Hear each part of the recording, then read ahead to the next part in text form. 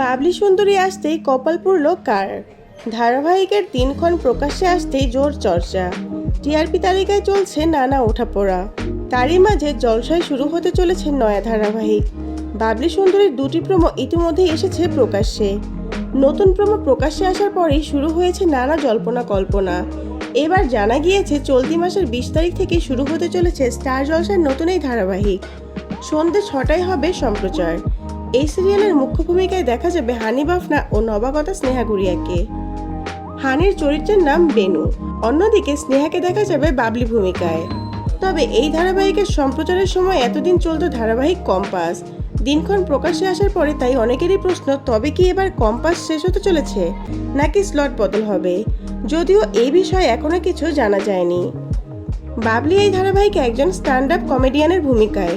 সৌন্দর্যের মাপকাঠিতে তিনি ততোধিক সুন্দরী না হলেও তবে তার মনের সৌন্দর্য মন জয় করে সকলের। এই হাসি ফোটানোর ক্ষমতায় কি বেনুর মন জয় করতে পারবে? বেনুর মায়েরও কি পছন্দ হবে বৌমা হিসেবে বাবলিকে?